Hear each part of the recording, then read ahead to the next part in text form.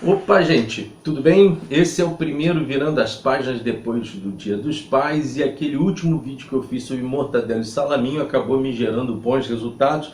Ganhei da minha filha caçula essa caneca do mortadela e salaminho, e de vez em quando agora vocês vão ver esta caneca do meu lado para eu estar tomando minha aguinha ou então o meu cafezinho.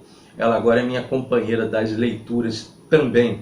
Eu espero que vocês estejam muito bem, espero que vocês estejam enfrentando já talvez esse grande final do coronavírus. Não vamos falar muito sobre isso, né? A gente já tem isso falado o tempo todo na mídia. A gente está aqui para conversar sobre livros, e eu estou aqui para conversar com vocês por situações que eu vejo acontecerem lá no Facebook, questionamentos que as pessoas me fazem com relação aos preços dos livros. Alguns acham que os preços dos livros são caros.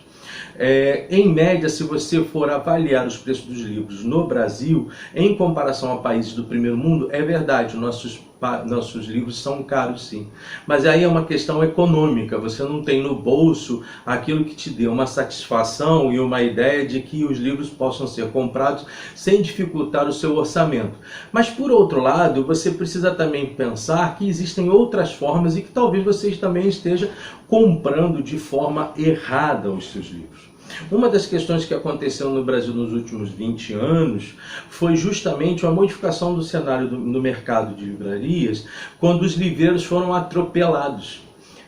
Nós temos hoje duas grandes livrarias com quase que em processo falimentar, com problemas muito sérios por conta das suas próprias estratégias, e que acabaram atropelando o símbolo do mercado literário, que é justamente o livreiro. E isso trouxe muitos problemas para todos nós. Nós tivemos uma diminuição muito grande de pequenas livrarias, que são aquelas livrarias que estão próximas à tua casa. Só para que você tenha noção, 17,3% das cidades brasileiras possuem livrarias. E eu vi isso muito claro lá no Facebook, quando fazia algumas perguntas sobre, por exemplo, onde as pessoas compravam livros. E a saída delas, obviamente, acaba sendo ou a Amazon ou a estante virtual. Agora, você que mora em grandes centros, vale a pena você dar força cada vez mais aos sebos. Normalmente as pessoas olham para os sebos na mesma medida que também o termo sebo nasceu. Na década de 90 do século XVIII, aqui no Brasil colônia, normalmente você conseguia livros através de tráfico das obras que vinham da metrópole, obras em medicina e obras em religião, em teologia, normalmente ou em latim, ou em francês, ou em português, e algumas poucas em espanhol. E esses alfarrábios passaram seu tempo serem chamados de sebos. E por que isso aconteceu? Aconteceu pelo simples fato do manuseio demasiado dos seus compradores nos livros que ali estavam, e acabavam então encebando todas as obras, e a partir daí o termo sebo acabou por acontecer. Mas eu queria estar aproveitando, para quem mora no Rio, indicando alguns lugares que eu vou comprar, e depois também indicando um comportamento que você deva ter com o seu vendedor. Você deve se tornar um comprador parceiro do seu vendedor, mas eu vou explicar melhor isso já já.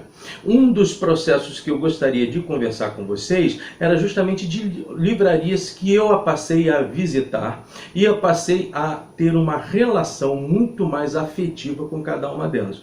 Uma é a Livraria Eldorado, lá na Tijuca, ela fica lá na Sans Penha. A Livraria Eldorado, ela está bem perto da Galeria Comercial Ike, que é lá na rua Conde Bonfim, a rua principal da Tijuca. Qual é a minha grande experiência com a Livraria Eldorado? Ela é uma livraria tradicional, de um bairro tradicional, que já existe há um bom tempo, confiável, com um preço bom, e que o vendedor fica por bom tempo naquela loja. Então, o primeiro passo que eu preciso ter com os vendedores é a condição de continuidade do trabalho daqueles caras aonde quer que eles estejam, daqueles caras e daquelas moças. Só que a Livraria Eldorado tem uma outra situação muito interessante. Ela também tem um sebo, que é dela mesmo, um sebo em frente à própria livraria, no subsolo, que é o sebo Caverna do Saber. A livraria, então, ela já tem um bom tempo já está por lá há bom tempo, está um local arejado, um local fácil de chegar e um local fácil de sair, porque por vezes a Tijuca é impossível parar o seu carro, mas ela fica perto de estações do metrô, né? Então esse é um dos primeiros locais que eu indico a vocês estarem visitando. Agora, no início do ano, nós tivemos uma notícia muito triste, que foi o fechamento da livraria Arlequim, que é uma livraria ultra tradicional no Rio de Janeiro, está deixando saudade para todos nós. Ficou muito chato a gente perceber mais um dos templos da literatura carioca ir para o espaço, não é? Mas também temos saídas com relação a isso. A lamentação tem que virar reação, gente. Então, uma das livrarias, ou perdão, um dos sebos que eu mais gosto, é um dos sebos mais tradicionais do Rio de Janeiro, e eu digo para que você possa estar indo, se você não é carioca, quando estiver aqui, visitar esse sebo, é o Berinjela. Ele fica lá na Galeria Marquês Herval, que é na Rio Branco, e é a chamada Galeria das Livrarias. Isso porque existem 4 livrarias, 3 livrarias além do sebo, o Berinjela. Você tem o Berinjela, em frente a ele você tem a Leonardo da Vinci, mais ao lado você tem a Dizal e mais acima você tem a Martins Fontes do Rio de Janeiro. Ali você faz a festa em relação à compra de livros, sabendo que no sebo você pode também negociar melhor as suas compras. Não apenas para comprar livros, tem filmes no ar espetaculares, DVDs interessantíssimos que você pode estar levando para casa, estudos muito interessantes acerca da cidade do Rio de Janeiro. É uma livraria tradicionalíssima. Normalmente, quando eu saio da Berinjela, eu acabo atravessando o corredorzinho que separa a Berinjela da Leonardo da Vinci e vou ler o livro que eu comprei na Berinjela, tomando cappuccino lá dentro da livraria Leonardo da Vinci. Vale muito a pena também, é uma outra proposta que eu possa estar dando para você. Você deve estar buscando também esta opção, uma opção muito interessante. Existe uma outra que é o sebo Letra Viva. Para quem conhece o gabinete português, o gabinete de leitura, o Real Gabinete de Leitura de Portugal, você tem na mesma rua, na Luís de Camões, o sebo Letra Viva. É espetacular esse sebo. Você, quando entra para comprar um livro ali, você já se espanta com toda a decoração do sebo. É um sebo muito antigo e que dentro dele, inclusive, você tem leilões. Você pode estar participando de leilões. Se não fosse um sebo, eu não teria tido em mãos o Mortadelo e Salaminho que eu conversei com vocês, por exemplo. Isso, então, é uma das grandes saídas e uma das grandes ajudas que o sebo pode estar te dando. O sebo traz para você livros que já não estão sendo mais editados, ou obras com outras traduções, inclusive deixar muito claro, bom, não vou te deixar claro nada agora não, vou falar sobre isso depois. O quão importante é você ter esse contato com o seu vendedor. Um deles é justamente o aspecto da tradução. Além da Letra Viva, saindo de lá da Luís de Camões, que fica ali perto do IFIX, que é a Universidade Federal do Rio de Janeiro, você tem ali a área de humanos. O IFIX fica bem centralizado ali, você tem a Praça Tiradentes ali perto, e você também tem a Catedral Presbiteriana do Rio de Janeiro. Não tem como você errar. Um outro sebo muito legal, que eu gosto muito de estar visitando, ele fica lá no Catete, que é o sebo Beta Aquários, um sebo que também tem os seus leilões, que trabalha muito com a clientela, tem uma proximidade, seus vendedores são bastante próximos a você. Se você estiver lá interessado em comprar uma obra, você vai ser ajudado. E são livrarias, todas as livrarias que eu disse aqui. A única livraria é Eldorado, mas também eu falei sobre a Leonardo da Vinci, a Difel e a Martins Fontes. Essas 4 livrarias e os outros 4 sebos que eu disse para você são sebos e pontos de venda importantíssimos de você conhecer se você estiver aqui no Rio de Janeiro. Estou te passando essas dicas. Óbvio, você tem outras grandes livrarias por aí. Você tem no próprio centro da cidade a Livraria da Travessa, que é uma livraria maravilhosa na Rua da Travessa e que soube trabalhar a constância do mercado literário e mesmo que venha passar por qualquer tipo de dificuldade, ela não errou como outras livrarias erraram. Mas qual é a dica então que eu te dou nesta relação que você deva ter com o seu livreiro? Primeiro, você precisa conhecer o seu vendedor pelo nome. Você precisa primeiro ver a capacidade que o seu vendedor tem para lhe atender. E depois, quando no final de uma venda, pegue o cartão com ele e o telefone dele, ou o telefone dela. Faça uma aproximação para que você possa ter contato maior de obras novas que estão chegando nas livrarias. É sempre muito bom ter esse tipo de experiência. Segundo, não deixe de perguntar ao seu vendedor sobre dúvidas que você tenha sobre alguns livros, principalmente no campo da tradução. Nós estamos tendo edições belíssimas, mas que por vezes pecam na tradução. Isso não sou eu que falo. Por exemplo, eu tenho uma mania de comprar todas as obras em russo, de autores russos. Eu compro na sua grande maioria pela editora 34, porque eu sei que aqueles tradutores traduzem diretamente da língua mãe de cada um daqueles autores.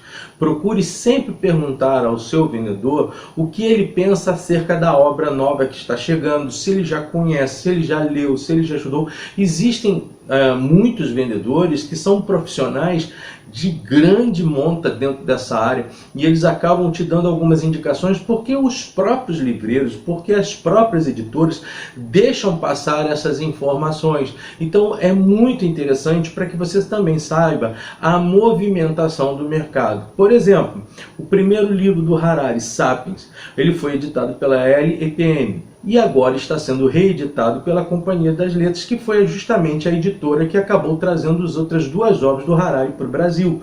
Pergunte ao seu vendedor se ele já deu uma lida, se tem alguma diferença, se o livro foi melhor editado pela LEPM do que, por exemplo, a Companhia das Letras. Por vezes é o mesmo editor, é o mesmo tradutor, perdão. Então busque também trazer essa aproximação com este vendedor. Crie laços com o vendedor e também com a vendedora, e tenha sim pontos, nomes desses caras, cada um em cada local que você está presente comprando.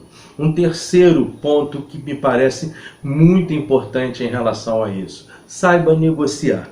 Olha só, esse livro aqui, O Aprendiz de Gutenberg, eu comprei lá no Eldorado.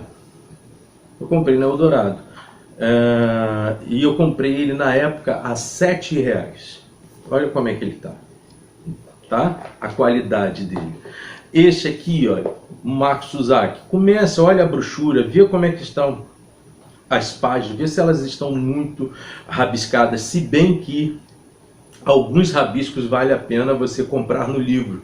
São maravilhosos. Existem leitores que fazem uma análise de livros maravilhosa. Eu tenho um livro aqui do Hobsbawm, que o rapaz escreveu em tudo e por todos os lados, e é maravilhoso o que ele escreveu, e está guardado comigo, não vendo ele para ninguém. Então procure ver esses tipos de obras, como elas chegam nas suas mãos. Todas elas são praticamente novas. Olha aqui, o Humberto Eco, Cemitério de Praga, Os Hereges, do Chesterton, também comprei em sebo. O Guardião dos Livros, comprei a R$3, o Guardião dos Livros da Cristina Rollo. Olha só como é que veio o livro nas minhas mãos. E por fim, o Império à Deriva. Ainda tem um outro, acho que está por aqui, amor. Está aqui, ó. Este aqui, ó, estou lendo ele, Nelson Motta, Noites Tropicais. Outro dia eu vi uma pessoa fazendo uma análise sobre decoração e chamou este livro aqui, mais o livro do Humberto Eco, A História da Beleza, como livros decorativos. Eu quase caí para trás. Eu até entendi o que ela quis dizer, mas aquilo ali me agrediu de forma tão forte. Bom, esses livros todos foram comprados em sebo, gente. Tá? Ah, Armando, então você está lutando contra as editoras, contra as livrarias? De forma alguma. Existe um ciclo de mercado que não atrapalha ninguém, e existem livros que você vai conseguir chegar neles tão somente por sebos. Não se engane, existem livros que estão fora do mercado editorial há muito tempo. Olha, um exemplo básico é o que eu tenho aqui em cima, do Otto Maria Carpo, a história da literatura internacional. Ele voltou agora com força. O próprio Chesterton não existia muito não, gente. Então procurem assimilar com os seus vendedores uma parceria. para o seu vendedor será importante. A minha vendedora na Eldorado tem o meu telefone e por vezes ela me liga já me dando preços interessantes. Vale muito a pena. Eu acho que você vai começar a entender isso quando você começar a fazer isso. Busque uma livraria agora. Se você tem dificuldade de ter livrarias na sua cidade, e acabei de dizer que a maioria das cidades do Brasil não tem livrarias, você vai ter realmente que trabalhar um pouco mais com as redes digitais e com a internet, com a Amazon e com a estante virtual, até que isso se resolva. E espero que isso venha a se resolver. Queria deixar um toque final sobre a questão, e eu não estou falando sobre contexto político, eu estou falando apenas sobre contexto econômico. Eu estou a favor dos livros, entendo que as tributações sobre este mercado, elas não são sadias, entendo que isso vai atrapalhar não apenas o mercado, mas vai afastar cada vez mais as possibilidades do comprador ter os seus livros em mãos, não é? Então, pedir ao governo que faça uma revisão dentro dessa atitude.